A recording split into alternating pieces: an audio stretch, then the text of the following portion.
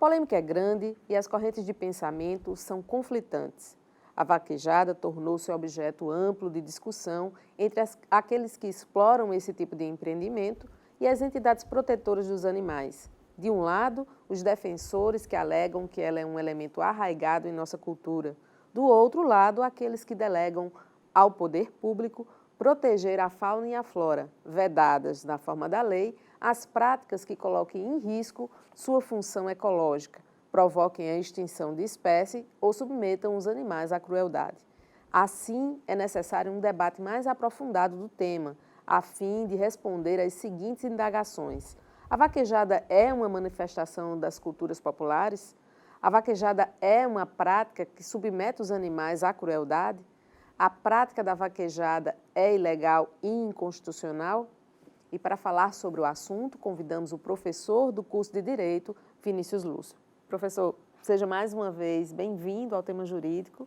A gente agradece, né, a disponibilidade do senhor em vir para essa conversa conosco sobre um tema que, né, tomou conta aí, na Paraíba pelo menos, né, a polêmica vem sendo bem explorada. E eu queria começar questionando o seguinte: a gente tem séculos de vaquejada. O que aconteceu para a gente ter essa polêmica toda agora? Que mudança foi essa para a gente estar enfrentando agora essa preocupação, vamos dizer assim? Obrigado mais uma vez pelo convite. Bom, realmente a vaquejada é algo secular, né? Gilberto Freire falava que um dos mitos humanos do Nordeste é o vaqueiro do sertão e o jangadeiro do mar. Então, o vaqueiro do sertão permanece firme até hoje. Claro, com novas reinvenções, com novas roupagens, cultural que se cultiva, que se cria, que se renova, que muda ao longo da história. Pois bem, hoje a questão é que a decisão do STF é uma decisão em controle concentrado de constitucionalidade. Ou seja, o que seria uma decisão dessa? É uma decisão que vai vincular todos os poderes públicos. Vai vincular o Estado, o município, a União, ao que exatamente a coibir ou obrigar que aquela decisão do STF de proibir as vaquejadas ou de não permitir ou de declarar que a vaquejada é sim um esporte cruel, porque essa é a decisão do STF, é dizer, a vaquejada é um esporte e pratica crueldade contra animais. E diante disso, as vaquejadas não podem ser mais permitidas. A decorrência lógica disso é exatamente isso. E aí a gente vai ter outros desdobramentos nessa questão, né? Que tanto é a proibição das vaquejadas ou propriamente até a criminalização delas em alguns sentidos, porque aí se tornaria a ideia de maus tratos aos animais, que é uma conduta vedada pela Lei de Crimes Ambientais. O que provocou o STF para chegar a essa decisão? Pronto. A decisão é com base em uma lei do Ceará. Essa lei do Ceará é uma lei bem curta, uma lei simples. É uma lei, na verdade, que promovia boas práticas, ou seja, a proteção ao cavalo, a proteção aos animais, que eram os bois que eram utilizados, e aos vaqueiros também. A obrigação de ter uma equipe de paramédicos, a obrigação do cercado e das instalações fossem adequadas à vaquejada. Cheio de boas intenções. Cheio de boas intenções. Todavia, não é essa foi a compreensão da STF, que essa lei, mesmo promovendo boas práticas, seria inconstitucional exatamente porque violava esse dever que nós teríamos de proteção aos animais e de não permitir que fosse promovido atos de crueldade. E a conclusão dos ministros é o seguinte: a vaquejada, dentro dos moldes que é criada, no boi na faixa ali, 2 cavalos ao lado, ele é soltado de um brete, e ele evidentemente é isso, e aquela queda, né? O ponto da discussão alvo é a queda do boi na faixa, os danos que são perpetrados e também o confinamento dele antes de adentrar na pista. E também da saúde dos cavalos, o que eu acho a mais imprópria delas, de dizer que os cavalos teriam muitos impactos, sofriam também nesse trato das vaquejadas e também deveriam sofrer essa proteção, ou seja, era cruel tanto com os bois que eram derrubados, quanto com os cavalos que correm. Interessante que a lei que viria para proteger acabou abrindo uma discussão para um tema que possivelmente estava, né, a justiça estava cega para ele, vamos dizer assim. É a lei estadual. O que aconteceu? O Ministério Federal entrou com ação direta de inconstitucionalidade, pedindo a inconstitucionalidade da lei estadual do Ceará. Então, provocou exatamente isso, ou seja, a declaração da inconstitucionalidade. Só que o problema, como é em controle concentrado, vincula todo mundo e a gente tem uma palavrinha jurídica chamada erga omnes, ou seja, atinge a todos. E tem efeito vinculante e vincula todas as instituições do poder público. Só não vincula o legislativo. O legislativo pode criar novas leis, mas para impedir o que a gente chama de fossilização lá, né, da produção legislativa. Mas veja, então o que ocorreu? Na verdade, essa decisão vai abranger todo o país, ou seja, nenhuma prática, nenhuma lei nesse sentido agora pode ser produzida, porque o STF provavelmente vai ter a mesma decisão. O que é que nos diferencia a prática da vaquejada, né, assim, comum no Nordeste, dos rodeios? Isso, na ação direta e constitucional, não foi objeto de discussão. Foi objeto en passant, assim, né, de maneira muito, mas não de maneira específica. Se comparou com a prática da rinha de galo e com as práticas da farra de boi, que haviam leis estaduais que regulamentavam essa farra do boi e das rinhas de galo. Só que nessas ocasiões o STF decidiu por unanimidade. Não era uma discussão que tinha divergências. Os ministros praticamente disseram unanimemente que a rinha de galo, porque a rinha de galo ou o galo mata ou morre. Então eles, de pronto, a decisão foi por unanimidade. Só que na vaquejada não. A decisão da vaquejada foi 6-5. Inclusive teve voto de Minerva da presidenta, ou seja, ela que decidiu no final da votação. Porque o STF ficou muito dividido.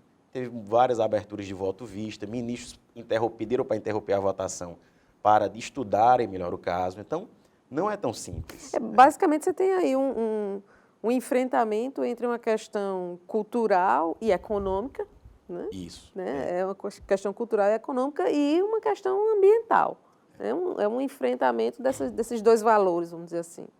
Inclusive, o ministro Roberto Barroso, ele enfrenta isso, ele inclusive se lamenta, ele vota contra a vaquejada, mas ele se lamenta dizendo que realmente vai provocar sérios danos econômicos e sociais, porque sabe da expressão e da abrangência da vaquejada no Nordeste, a relevância econômica para muitos estados e regiões, e pequenas regiões do Nordeste, e o significado simbólico também, cultural para o Nordeste, mas ele diz que o sofrimento dos animais, impedir o sofrimento desses animais estaria acima desses interesses. Tem alguma abertura para mudança? Teria que ser via projeto de lei? Não se vislumbra mudanças. Poderia haver um projeto de lei, uma lei federal, por exemplo, ou outras leis estaduais. Mas o que acontece? Ia provocar o que a gente chama de provocar até o que a gente chama de reclamação constitucional. Seriam objetos de novas ações declaratórias de inconstitucionalidade e também de reclamação constitucional. E provavelmente, com essa formação do STF, os ministros votariam do mesmo jeito. Do mesmo jeito. Claro, se posteriormente, futuramente, mudar a formação do STF e outra lei for objeto, uma lei posterior for criada e for objeto, né, uma lei que organiza, regulamente a vaquejada, e for objeto de outro pedido, de outra questão, que não seja propriamente a derrubada do boi, porque o cerne da questão da discussão, que a crueldade reside exatamente na derrubada no boi e naquelas condições que os bois e os animais são submetidos, né? Mesmo com os argumentos da Associação Brasileira de Vaquejada lá, que trouxe, foi inclusive amicus curiae, amigo da corte, ela trouxe muitos elementos para auxiliar os ministros, né? Foi muito útil, né, nessa decisão. E mesmo com aquelas manual de boas práticas que eles criaram em uma série de vaquejadas pelo país, mesmo assim aquela manual de boas práticas, o protetor de cauda, por exemplo, para impedir que a cauda do boi seja, né, desconectada, né, aquela dissecção. E, evidentemente, o que é que acontece? Mesmo assim, os ministros não se sensibilizaram em relação a isso, né, e votaram pelo fim das vaquejadas. Isso, porque é o que vai provocar, na verdade. Nós vamos ter agora um problema de limbo de decisões pelo país. Vai haver decisões pelo país de alguns juízes permitindo a vaquejada. Nós vamos ter devido à nossa quantidade de juízes pelo Brasil e não temos uma certa uniformidade em muitas coisas, a gente vai ter uma série de decisões nesse sentido. Só que aí vai ter o contra-ataque, que vai ser as associações de defesa dos animais, uma série de ONGs e pessoas que trabalham nesses assuntos que vão, evidentemente, provocar o poder público, né? É enfrentamento mesmo. Como é que está divisão dessas forças no Congresso, por exemplo? Não, eu acho que no Congresso a situação é muito mais favorável às vaquejadas. Isso aí, inevitavelmente, é uma situação muito mais favorável. A bancada nordestina. A bancada vamos dizer nordestina é a bancada nordestina e eu acho que une até os opostos aí, a questão da vaquejada, pelo menos dentro das bancadas nordestinas. Até quem não tem as mesmas colorações partidárias, né, goza e respeita e tem a mesma sobre a vaquejada. Mas eu acho que isso no Congresso é pacífico. O problema é que no meio jurídico, eu acho que isso é um entendimento que vem se consolidando, que é uma ideia sobre direitos dos animais. E essa ideia sobre direitos dos animais vem sendo construída há algumas décadas. E nos últimos anos isso tem sido muito recorrente, né?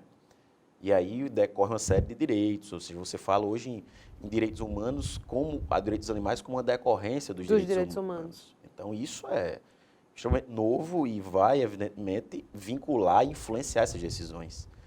As decisões dos ministros que votaram contra, né, a vaquejada ou a favor da inconstitucionalidade da lei de Ceará sempre foram baseadas na ideia da libertação animal, da redução do sofrimento animal, nessas perspectivas dos direitos dos animais. Influenciada por essa corrente. Por essas ideias, exatamente. Que, como o senhor colocou, né, é uma corrente que vem avançando. Bem, e é no mundo todo. Você tem a questão das touradas na Espanha e outras festas com animais pelo mundo, na Índia, em muitos países. Ou seja, isso não é algo só brasileiro, realmente, de fato. Os tribunais constitucionais no mundo têm se debruçado sobre essa questão e têm sido favoráveis às questões relacionadas à proteção ou, pelo menos, à redução do sofrimento animal, né? Ou impedir que esse sofrimento ocorra dos animais. Isso... Eu vou pedir licença, a gente vai para um intervalo, mas a gente volta já.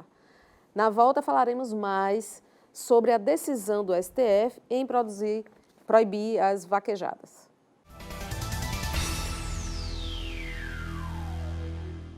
Estamos de volta com o tema jurídico. Agora falaremos sobre a movimentação econômica que a vaquejada gera. E é exatamente em função da questão econômica que eu fico me perguntando se o rodeio não caiu também, vamos dizer assim, em função dos cifrões que ele gera, né? Em razão econômica, a força econômica do rodeio comparada à força econômica da vaquejada, porque só a vaquejada foi objeto dessa ação. Primeiro que a vaquejada foi objeto, primeiro que essa ação chegou primeiro no Supremo, em sede de controle de constitucionalidade. O rodeio é objeto também de discussões e de várias demandas jurídicas, só que demandas jurídicas que não chegaram ao STF. O que acontece? A própria vaquejada, né, você vê como há uma disputa aí, há uma lei municipal em Barretos que proíbe, por exemplo, a cidade de Barretos, que promove o maior rodeio do Brasil, proíbe a vaquejada e a prova do laço. Tem uma lei municipal que proíbe as vaquejadas do rodeio. Como se as vaquejadas fossem cruéis e os rodeios, evidentemente, fossem o oposto. Não, evidentemente, não há também os animais não são submetidos também, muitas vezes, a determinadas práticas. E, evidentemente, que o rodeio tem muito mais força econômica que a vaquejada, né? Veja só a música sertaneja, que está totalmente vinculada ao rodeio, a força dessa música hoje. Então, o rodeio e as questões aí, o STF, é difícil muitas vezes precisar os caminhos do poder, mas, evidentemente, há sim uma preferência em relação aos rodeios em detrimento da vaquejada no país. Isso é muito claro, né? As decisões são muito mais decisões amenas em relação ao rodeio do que em relação à vaquejada. E, por uma questão aí, né, talvez trágica ou fatal, ou de fatalidade, essa lei do Ceará foi objeto muito rapidamente, porque inclusive foi um pedido de ação direta de inconstitucionalidade do Procurador-Geral da República, né, do chefe do Ministério Público Federal. E por isso que a decisão saiu muito mais rápido que as demais. Mas assim, pelas perspectivas que se desenham, o rodeio, se o STF for coerente com as demais decisões, o rodeio vai para...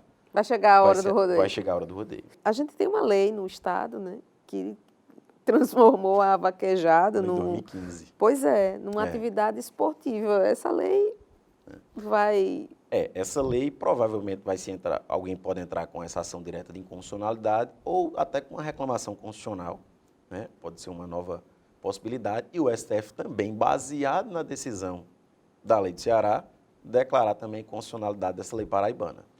Essas leis dos outros estados, elas estão contaminadas também. A decisão do STF vai atingir elas, todas essas outras leis. Elas sequer vão ter eficácia aí.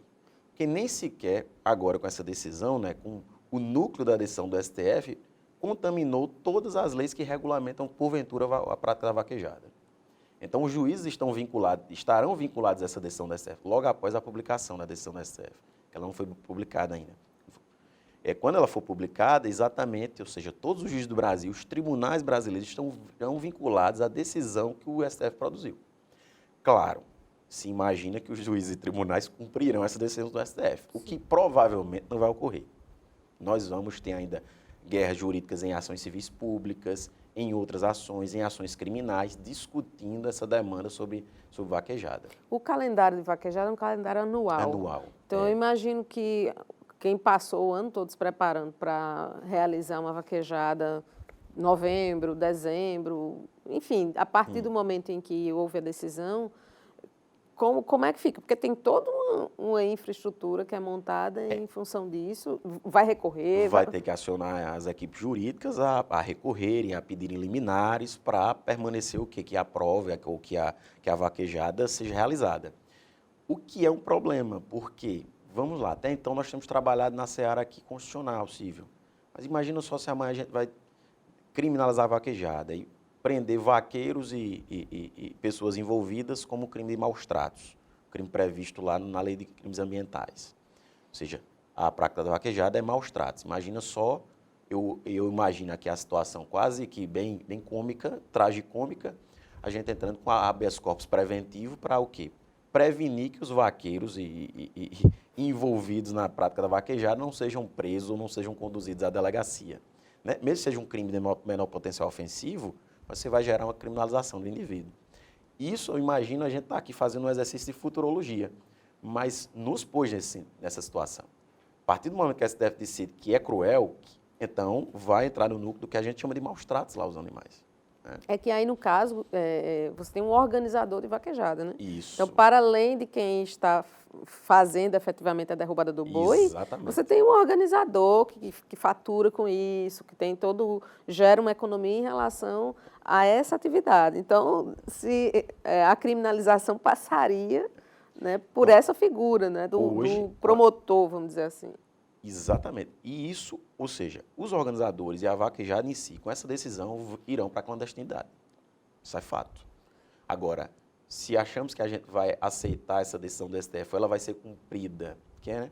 Uma das coisas importantes da jurisdição constitucional, como é a do STF, é não só que os juízes decidam, mas se eles convençam a população que também essa é a melhor decisão. Né? Que essa é uma decisão importante, interessante. E que é uma decisão que deve ser respeitada. E aí reside o nosso problema.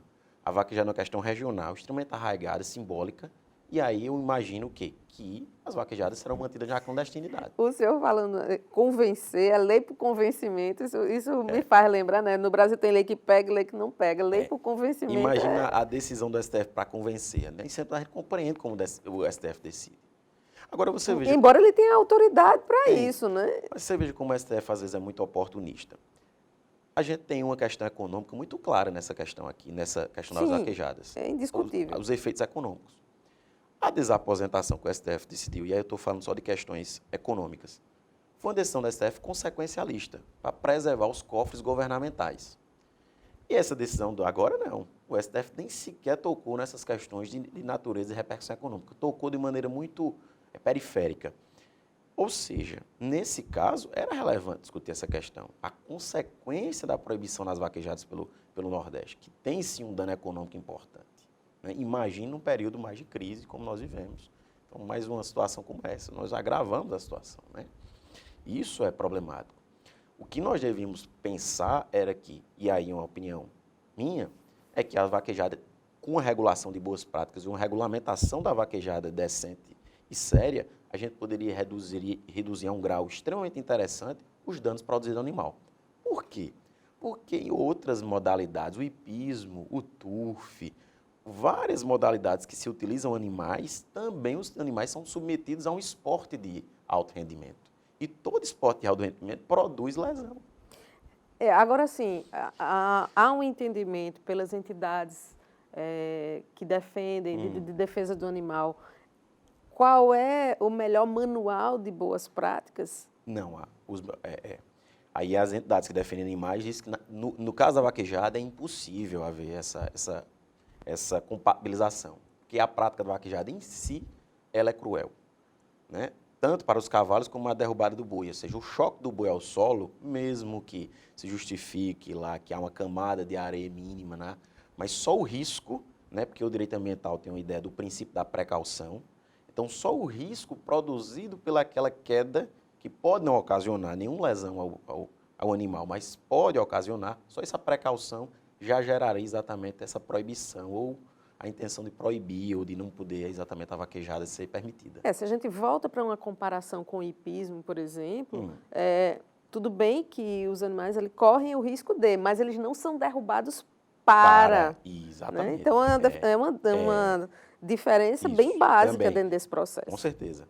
Aí, claro, que os cavalos lá são submetidos a alto rendimento. Então, não é comum no hipismo romper ligamento, quebrar a pata. Então, isso, as fraturas existem. Isso é muito comum nesses esportes com cavalos. O que era um dos objetos, por exemplo, foi mostrado, inclusive, uma pesquisa da Universidade Federal de Campina Grande, da nossa UFCG, que mostrava os danos que os cavalos que correm vaquejada sofrem, os danos musculares, os danos nas patas, nos tendões, né? Uma série de doenças que eram ocasionadas, tendinites ou situações parecidas, devido a esses cavalos correrem vaquejada. Claro, é óbvio, porque a vaquejada é um esporte de alto rendimento, esses cavalos são treinados para isso, né? São submetidos a isso.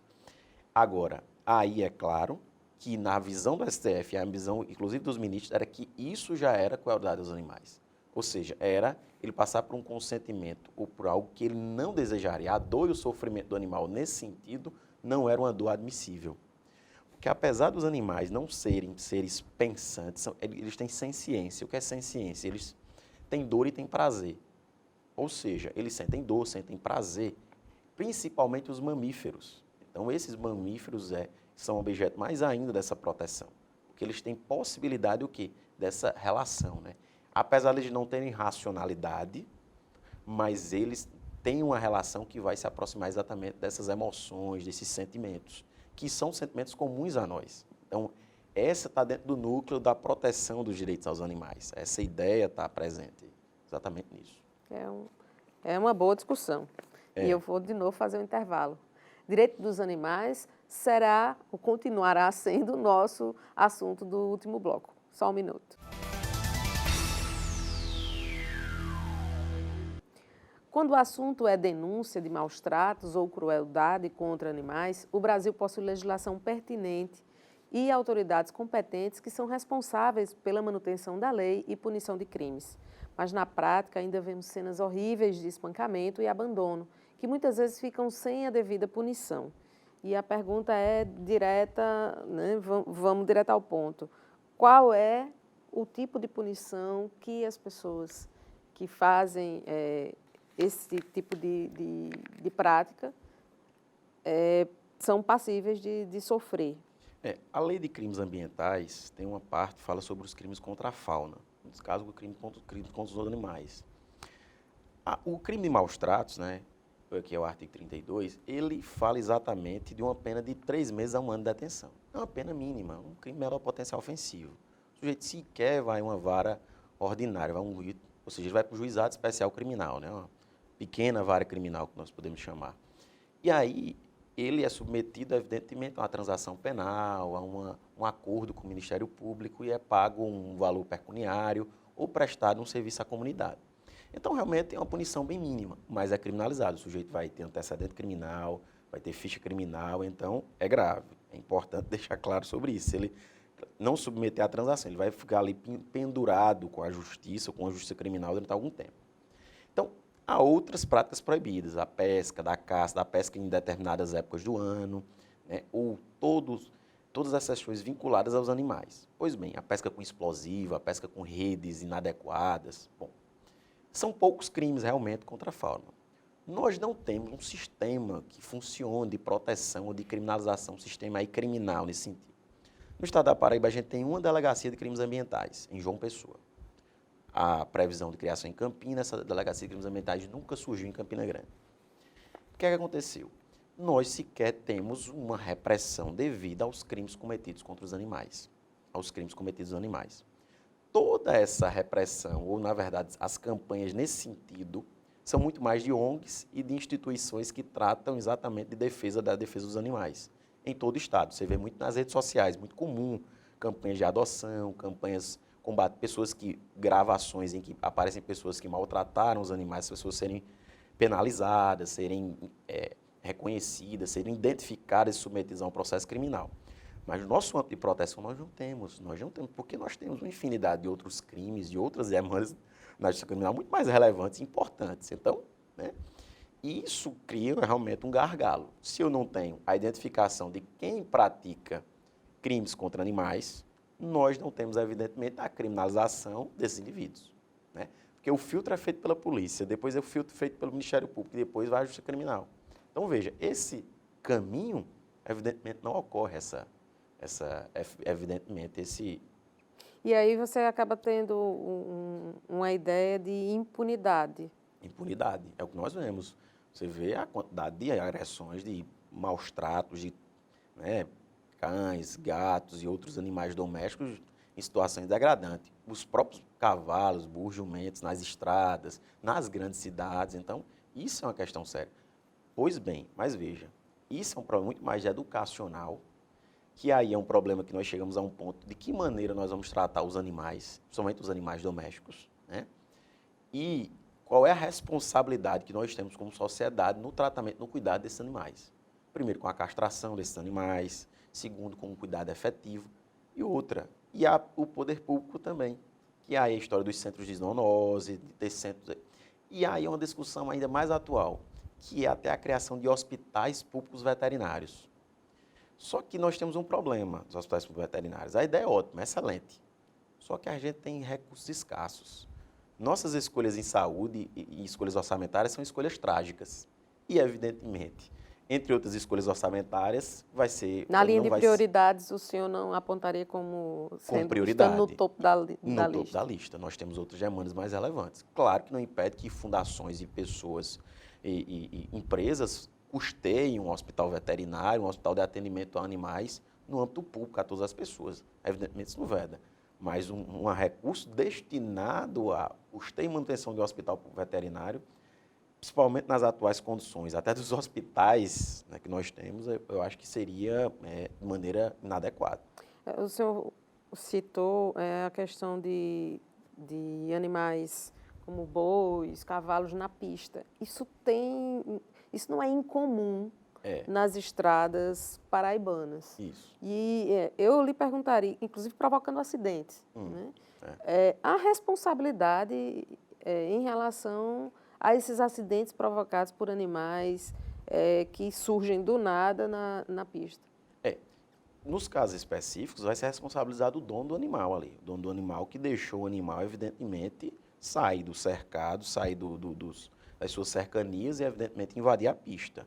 Um acidente que ocorrer, por exemplo, evidentemente que o sujeito que não tem cuidado em fazer a cerca, em cercar devidamente sua propriedade e tem animais, esses animais podem provocar, ele tem consciência disso, evidentemente, ele deve ser responsabilizado.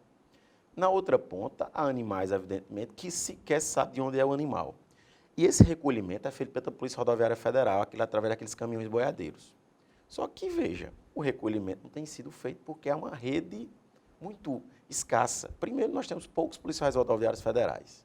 Segundo, há poucos caminhões daquilo. Então, a disponibilidade se torna difícil. Isso não é um problema só no Nordeste, é um problema no país inteiro, essa questão do recolhimento dos animais da pista. E outra é que exatamente essa educação dos nossos criadores em não deixar, evidentemente, que esses animais fujam e... Veja, isso é uma questão emblemática, assim, problemática, porque ou se responsabiliza seriamente, porque a quantidade de acidentes provocados por animais é uma quantidade séria, é uma quantidade relevante dentro do nosso universo de acidentes, principalmente acidentes fatais. Sim, certamente. Então, é meio que uma terra de ninguém, né? É uma faixa para derrubada, o boi derrubando o homem. Isso. Literalmente. Professor, muito obrigada. Foi muito bom a gente ter aqui a contribuição do senhor para um tema que está na ordem do dia aqui na Paraíba, no Nordeste como um todo. acho que precisa ser realmente discutido, né? À luz dos diversos entendimentos, das diversas correntes. Quero agradecer pela sua colaboração mais uma vez. Ok, muito obrigado, prazer estar aqui novamente e que o debate venha sempre, um bom debate é sempre muito bom. Obrigada. O programa Tema Jurídico fica por aqui. Agradecemos sua audiência na TV Itararé. Esperamos ter contribuído para esclarecer suas dúvidas. Se você tem alguma sugestão de tema, nos envie. Curta nossa fanpage e siga nosso canal no YouTube. Bom final de semana e até sábado que vem.